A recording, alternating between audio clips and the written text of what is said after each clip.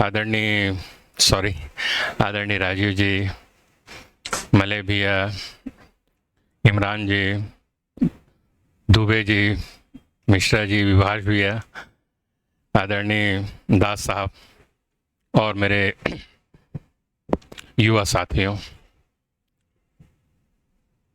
जो टीचर्स रहते हैं ना, उनको 1 घंटा क्लास लेने की आदत है। फ्लो ही बना हुआ है बचपन से, जब से पढ़ा रहे हैं। अच्छा, डॉक्टर्स कितनी देर बात करते होंगे? उसको पेप टॉक बोलते हैं। तो मैं सोचता था मुझे लंबी बात करने की आदत क्यों नहीं है भाई। तो जो भी आ रहा है, तो आजकल मैंने थोड़ा सा एक्सटेंड कर दिया, 2, 4, 5 मिनट। तो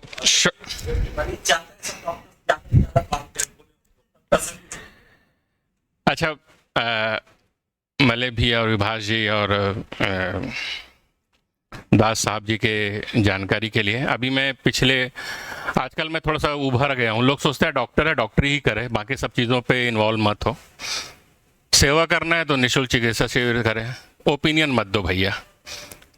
ओपिनियन मेकर तो एक बार मैंने एक लेख लिख करके, बड़ा युवा था मैं, मले भैया तो आपको ऑफर कर रहे हैं लिखने के लिए, आपकी उम्र में मैंने एक लेख लिखा।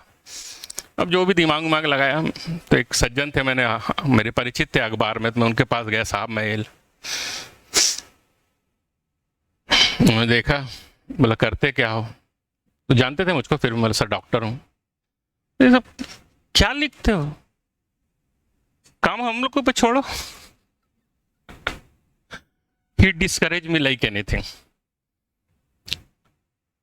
अच्छा, जब आप 7वीं 8वीं में रहते हैं तो बाल कॉमिक्स, उपन्यास, फिर साहित्य, तो आपको पढ़ने की कुर्सी मिलती है, तो उसमें मैंने कहानी वहानी लिखने की कोशिश करी। पिताजी आकर के उसको पढ़ लिए,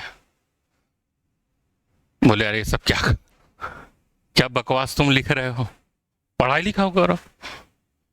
तो ये साहित्य का कीड़ा और ये जो लिखने का, ये मतलब when people discourage you, it hurts you when you are so young. But since I am no more as young as I was earlier been, so I am really kind of adamant. तो आजकल मैं लिख भी रहा हूँ, बोल भी रहा हूँ, और मुझको जो करना है वो कर भी रहा हूँ। तो खैर, ये तो एक बात हो गई। मैं बहुत सारी बातें छोटी छोटी आपको बताऊंगा।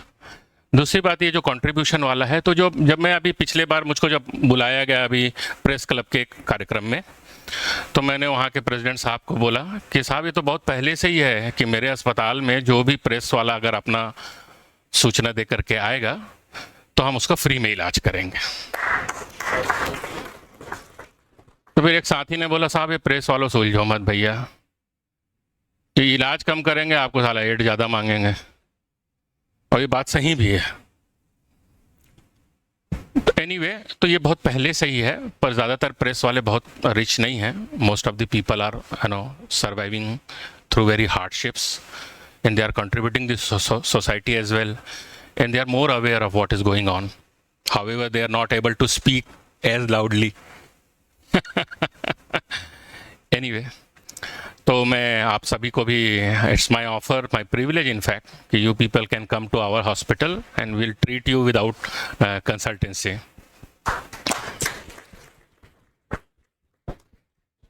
एक नया कंसेप्ट। अच्छा, आप में से कितनों ने रॉबर्ट ग्रीनी को पढ़ा है? आजकल मैं यंग बच्चों से मिल रहा हूं, तो वो रॉबर्ट ग्रीनी को पढ़ रहे हैं। उन्होंने 5 बहुत बेस्ट सेलिंग बुक लिखी है। पहला तो 48 लॉज ऑफ पावर है, दूसरा आर्ट ऑफ सेडक्शन है, तीसरा 33 स्ट्रेटेजीज ऑफ वॉर है, चौथा मास्टरी है, और 5वां लॉ ऑफ ह्यूमन नेचर है। It was surprising for me कि मैं एक्सपेक्ट कर रहा था कि कोई ना कोई तो पढ़ा होगा, क्योंकि आजकल जब मैं यंग बच्चों से बात कर रहा हूँ तो लोग पढ़े हुए हैं उसको। तो नाम है राइटर का Robert Greeny. You can search it right now even.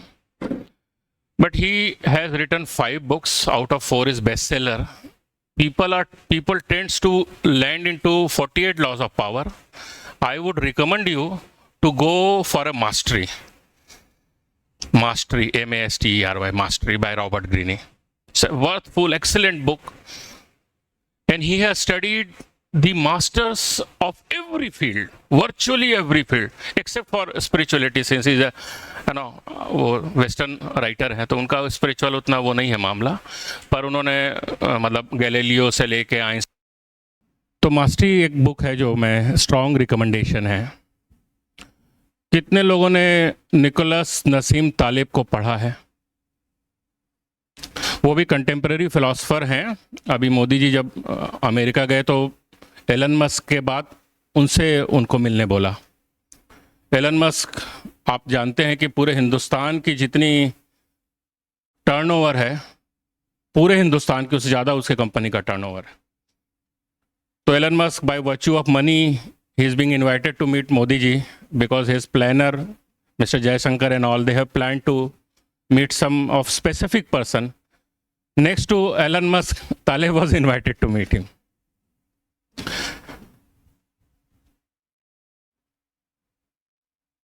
Why did I spoke about Taleb is he has, उन्होंने एक एंटी फ्रेजिलिटी एक इंग्लिश डिक्शनरी में वर्ड ही जोड़ा है। उन्होंने क्लेम किया है कि मेरे पहले एंटी फ्रेजिलिटी नहीं था।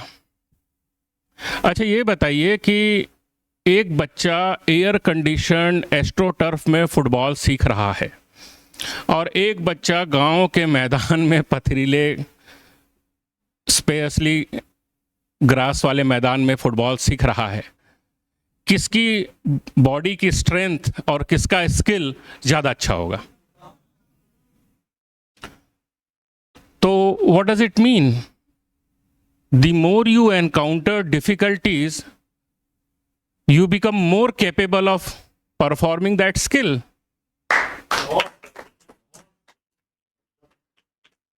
Isn't it? तो उन्होंने एक एग्जाम्पल दिया है।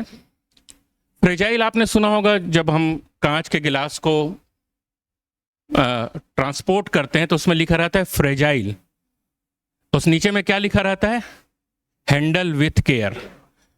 तो उस अंदर के सामान की प्रॉपर्टी ये होती है कि if you give some stress to that particular element it will break up.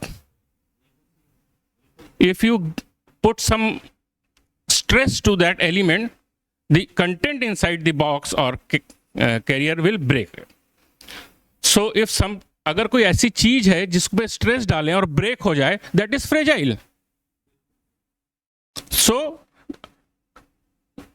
fragile is something to which stressor cause negative impact. अच्छा इसका उल्टा क्या होगा भैया? तो एंटी फ्रेजाइल पैकेज अगर हम लोग हैं, अगर हमारे भाई को एंटी फ्रेजिलिटी पैकेज में डाल दिया जाए और तो उसके बाहर क्या लिखा रहेगा? Anti fragile. नेक्स्ट में क्या लिखा रहेगा? प्लीज मिस हैंडल मी। सो क्या लिखा रहेगा? हैंडल विथ केयर लिखा रहेगा क्या? क्यों? क्योंकि वो कंटेंट एंटी फ्रेजाइल है।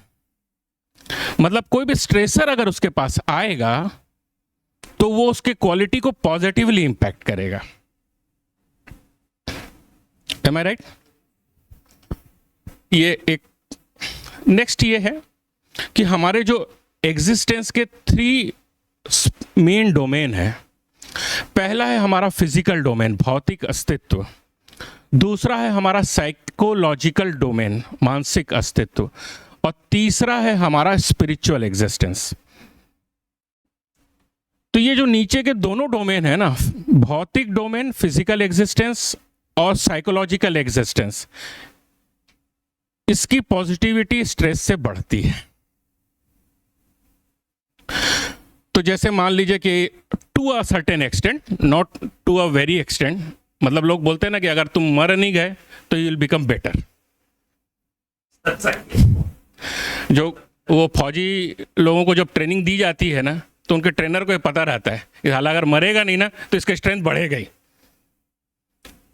तो स्ट्रेस, एडवर्सिटीज, विषमताएं, these all are, this makes us more powerful, more strengthen. तो एक फिजिकल डोमेन पे, एक साइकोलॉजिकल डोमेन। साइकोलॉजिकल डोमेन पे स्ट्रेस का क्या मतलब होगा भैया? फिजिकल डोमेन पे तो स्ट्रेस का मतलब ये समझ में आ गया कि आपको बहुत मुक्का पड़ा तो आप अब अगला मुक्का खाने के लिए ज़्यादा तैयार हो गए बनिस्बत उस व्यक्ति के कि जो 2 ही मुक्का खाया है। आपने 10,000 मुक्के खा गए तो आप ज़्यादा पावरफुल हो गए ना, ज़्यादा आप स्किलफुल हो गए। साइकोलॉजिकल डोमेन में क्या होगा जी? साइकोलॉजिकल विचारों का मनन चिंतन है ना। फिजिकल में तुलन विश्लेषण है, टेस्ट कर रहे हैं फिजिकल, उसमें साइकोलॉजिकल में चिंतन मनन। तो जितने ज्यादा विचारों से आप, you will be more strengthen. अब प्रॉब्लम क्या होती है? आप मेंस की परीक्षा लिख रहे हैं, विभाष भैया जांचने बैठे हैं, 20 साल से जांच रहे हैं। दास साहब जांचने बैठे हैं, 30 साल से जांच रहे हैं। राजीव भैया, अब उनको तो पता नहीं रहता कि कौन बच्चा युवा वाला लिखा है कि नहीं, अगर आपने स्पेसिफिक मार्क नहीं किया है तो। क्या देखते होंगे यार मेंस में? अच्छा, आपको कितने प्रश्न होंगे भाई? मान लीजिए भारतीय स्वतंत्रता संग्राम के इतिहास का एक विषय है, अगर उस पर कोई प्रश्न पूछ रहा है तो हम लोग तो, हमारे मेडिकल साइंस के दोस्त लोग तो बोलते जा रहे ऐसा, अबे 20,000 क्वेश्चन है, बस रट ले उसको, आएगा ही उसमें। मतलब आपको सब पता है, सारे क्वेश्चंस तो आपको पता है। अच्छा, आपको सारे क्वेश्चन पता है भैया, ये 20 साल 30 साल वाले को सारे आंसर भी पता है, तो आपको ज्यादा नंबर किस में देंगे भाई? नोट से लिखे हुए उत्तर या संपादकी में? आजकल तो मैं ये एक सज्जन ने मुझे बोला, मतलब दे he is trying to impress me, doctor साहब ये है वो है ऐसा ऐसा। मैं बोला वो फलाना आर्टिकल मैं भी पढ़ लिया हूं। तो अब तो आजकल फट से सर्च का जमाना है। अरे इसमें मैं भी फंसा। एक बार मैंने कट कॉपी में आर्टिकल अपने नाम से लगा दिया, दूसरे आदमी ने सर्च करके सोर्स मेरे को बता दिया, मैं कान पकड़ लिया।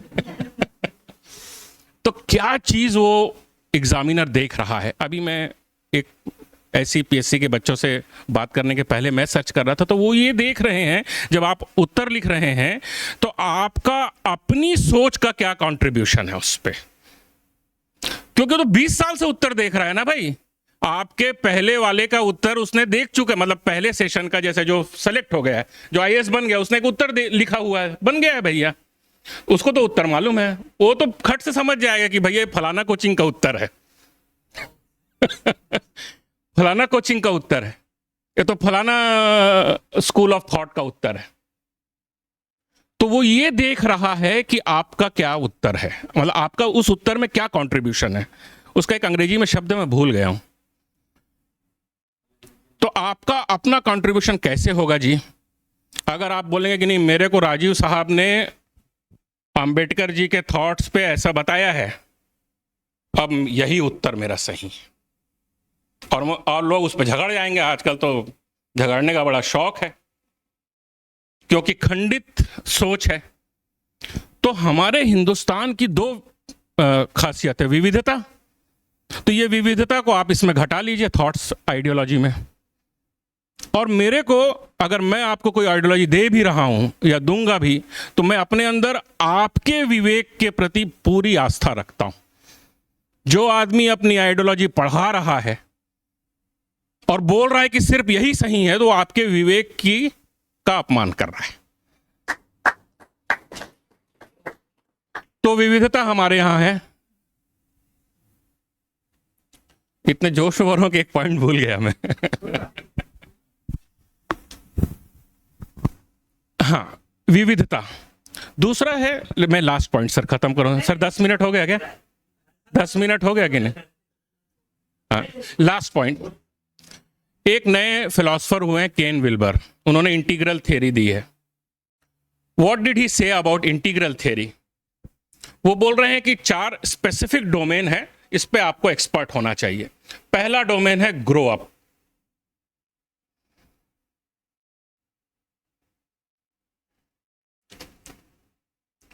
दूसरा डोमेन है क्लीन अप, तीसरा डोमेन है वेक अप, और चौथा डोमेन है show up.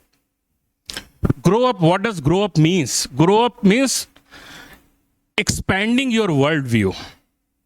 And what is world view? Perspective, देखने का नजरिया. छोटा बच्चा है, अपना भोजन अपने भाई को भी नहीं देना चाह रहा है.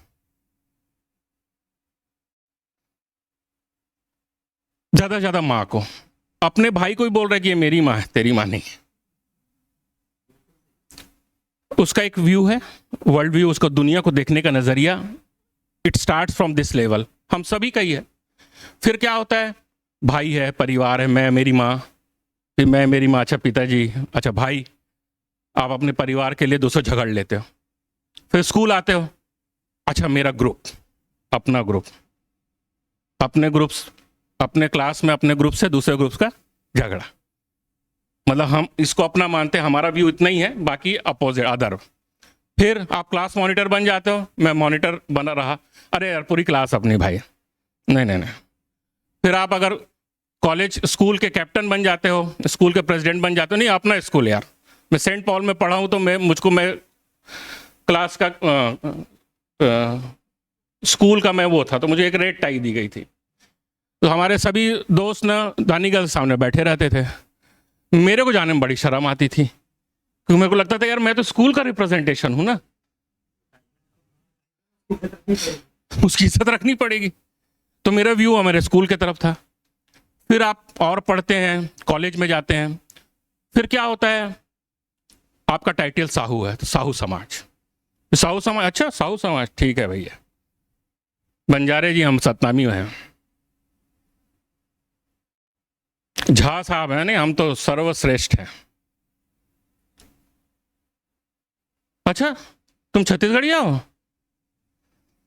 तो फिर हमारा वर्ल्ड व्यू थोड़ा छत्तीसगढ़िया, थोड़ा सामाजिक. फिर उससे ऊपर कैसे आता है, हिंदू, भारतीय. Does this world view stops at this very level? क्या इसके ऊपर का कोई वर्ल्ड व्यू नहीं है? तो इसको बोलते हैं आर्काइक, मिथिक. केन विल्बर ने बोला है archaic, mythic, magic, global, universal, cosmic. मतलब हम सभी ईश्वर के संतान हैं. सिर्फ हिंदू ईश्वर के संतान नहीं है भैया.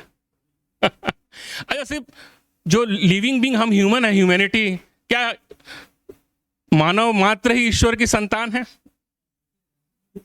तो क्या जंतु जानवर नहीं? एग्जैक्टली. तो पेड़ पौधे, एनवायरमेंटल, एनवायरमेंट भी ईश्वर ने ही बनाया है. अगर एनवायरमेंट एग्जिस्ट नहीं कर, हमने एग्जिस्ट नहीं कर, उससे ऊपर का कोई वर्ल्ड व्यू हो सकता है क्या? पेड़ पौधे, उसके और के ऊपर हो सकता है क्या? खैर, you go and search. This is world view. Second, clean up. Clean up में प्रॉब्लम क्या है, ये नोट्स जो है ना सिर्फ मेरे पास ही रहे, दूसरे के पास मत जाए. सर आप ना फलाना को ज्यादा अच्छे समझा रहे हो, मेरे को टाइम नहीं दे रहे हो. उसके पापा मम्मी लोग के पास बहुत पैसा है, मेरे पास नहीं है. ये सारी सोच आपके दिमाग में कचरा, एक द्वेष, एक पॉइजन क्रिएट कर देता है, और सबके अंदर होता है. और फ्रॉयड के बाद, कार्ल यूंग के बाद बहुत सारे ऐसे साइकोलॉजिस्ट हैं, ये पिछले 200 साल में ही बना है. हमारे अंदर कुछ साइकोलॉजिकल प्रॉब्लम्स भी रहती हैं.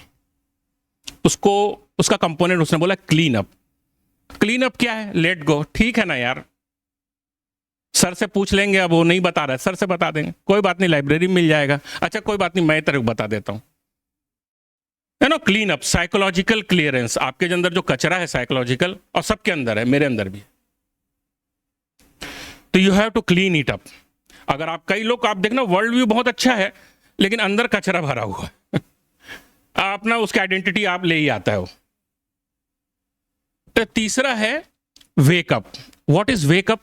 वेकअप इज स्पिरिचुअल जागृति. एंड व्हाट इज स्पिरिचुअल जागृति? अच्छा आपको रिलीजियस और स्पिरिचुअल का फर्क बता देता हूं आपको मैं. What is religious and what is spiritual? Religious is searching God with aid of something, like दिया जला दिए, मूर्ति की पूजा कर लिए, क्रॉस पहन लिए, kind of searching God with external objectivities, religious. Searching God without any external objectivity, going inside, without any external ritual or identity। भैया गलत तो नहीं बोल रहा हूं? इज स्पिरिचुअल, तो गोइंग इनसाइड। तो आप अंदर जाते हैं तो बेसिकली क्या है, मैंने ये समझा है कि अच्छे लोग ना एकदम विषमता से भर जाते हैं, क्योंकि आप न्याय की बात कर रहे हैं, न्यायपूर्ण अव्यवस्था की बात कर रहे हैं, तो आपको सब खराब ही दिखता है ना जी। अच्छा ये बताइए कि ये खराब आज के समय में मोदी के कॉन्टेक्स्ट में दिख रहा है कि 77 में इंदिरा जी के कॉन्टेक्स्ट में दिखता था, कि 60s में नेहरू जी के कॉन्टेक्स्ट में दिखता था, कि 40s में अंग्रेजों के कॉन्टेक्स्ट में दिखता था, कि यू कैन गो ऑन। तो सब जो अच्छे लोग हैं ना, बदलाव की चाहते हैं, न्यायपूर्ण व्यवस्था की चाहते हैं, और विषमता से भर जाते हैं। इनका एकमात्र आंसर है आध्यात्मिक होना। इसलिए समाज में न्यायपूर्ण व्यवस्था के लिए एकमात्र वही व्यक्ति हिंसक हो सकता है जो आध्यात्मिक नहीं है। धार्मिक जरूर हो सकता है, उसका ग्रो अप अच्छा नहीं है, उसका क्लीन अप अच्छा नहीं है, उसका वेकअप अच्छा नहीं। सर कुछ ज्यादा तो नहीं बोल दे रहा हूं, लास्ट में कंप्लीट कर रहा हूं। लास्ट कंपोनेंट केन विल्बर ने बोला है शो अप। अब व्हाट इज शो अप? दो एग्जांपल दे रहा हूं। राजीव साहब है, 7 साल की मेहनत से एक बच्चा आया, उसके पहले क्या था? He himself has grow up, he himself has clean up, he himself has certain level of wake up and then he started to show up। अगर आपके पास इतनी जागृति है भैया तो दुनिया को दिखाओ ना, कुछ करके दिखाओ। युवा है आज आपके सामने, और इसका सबसे भदेस और सबसे घटिया एग्जाम्पल अंबानी की शादी है। Thank you. तो लास्ट सम अप कर देता हूं। तो clean up, grow up, clean up, wake up and show up. तो जो ग्रो अप का कॉन्सेप्ट है वो साइकोलॉजिकल लेवल पे अगर आप बहुत अच्छा, इसमें एक और चीज़ है आपको बता रहा हूँ कि जब आप ग्रो अप करते हैं ना, आर्किक से, मिथिक से, मैजिक से, ग्लोबल से, यूनिवर्सल से, कॉस्मिक, तो ये जो नीचे का लेवल है ना आपके अंदर समाहित हो जाता है, आप उसको छोड़ते नहीं हैं। इसको बोलते हैं इंक्लूसिव फिनोमिना। तो जब आप अपने अपोजिट विचारधारा से इंटरेक्ट हों तो मैं और वो के बजाय एक कंपोनेंट है एंटरटेनिंग द डाइवर्सिटी और एक कंपोनेंट है absorbing that concept. So when you read all the newspaper you come across a lot of different views about any certain point. Just don't get a situation of me and you. Rather you embrace the diversity and try to inculcate the idea कि हमारे वो क्या बोल रहा है। और जब आप बहुत सारे हो तो आपके अंदर आपका विवेक रहेगा, आपकी बुद्धिमत्ता रहेगी, वो एक नया आपको निकाल लेगा। लेकिन अगर आप मैं तू के चक्कर में फंस गए तो थोड़ा दिक्कत हो सकती है। Thank you. I am really grateful for Rajiv sir to invite me. और यू पीपल, बेसिकली मैं अपने प्रोफेशन के नाम से नहीं जाना चाहता हूँ। हमारा एक फोरम है डॉक्टर्स ऑन स्ट्रीट, जिसमें हम जो समाज में सेवा भावी डॉक्टर्स का एक टीम बना के हम बहुत सारा काम कर रहे हैं। हम वो और एक दूसरा ऑर्गेनाइजेशन है जो नॉन डॉक्टर्स के लिए progressive utilisation of research and economics pure. तो दोस्त और प्योर दो संस्था के माध्यम से मैं काम करता हूँ। समाज का अंतिम व्यक्ति, सर एक पॉइंट लास्ट, गांधी जी ने क्या ताबीज दी है भाई समाज के बारे में काम करने की? बोले, उनसे प्रश्न पूछने आया कि भैया मैं समाज का काम कर रही है, वो बोले बेटा तो एक ताबीज पहना देता हूँ। वो बहुत पॉपुलर डिस्कोर्स है गांधीयन फिलॉसफी में, गांधी जी की ताबीज, कि सबसे गरीब आदमी को सोच करके तुम प्लान करना बेटा, सोसाइटी के लिए जब प्लान करोगे तो। अच्छा, एक आत्म मानववाद पढ़ लिया भैया मैंने, अब वो मैं भी अब इंक्लूजन में आ गया, इसका अपोजिट वाला क्या है करके। उन्होंने भी समाज के अंतिम व्यक्ति, बाकायदा अखबारों में आता है समाज के अंतिम व्यक्ति। अच्छा, समाज का अंतिम व्यक्ति कौन है? इस छत्तीसगढ़ के समाज का अंतिम व्यक्ति कौन है? मैं ये खोजने गया तो मुझे पता चला कि गरीब है, सबसे ज़्यादा गरीब कौन है? ट्राइबल है। ट्राइबल में सबसे ज़्यादा गरीब कौन है? पीवीटीजीज। तो हमारी संस्था पर्टिकुलरली वनरेबल ट्राइबल ग्रुप्स के लिए, जो कि अबूझ मड़िया, कमार, बैगा, भुंजिया, पंडो, पहाड़ी कोरवा और बिरहोर, इनके लिए काम कर रही है। तो हमने एक, तो I am not an institution, I am not an bureaucracy, I am not in politics. Still I do something, I wanted to do something, and with to define, to exactly live the idea of service, you have to give something without any expectation of return.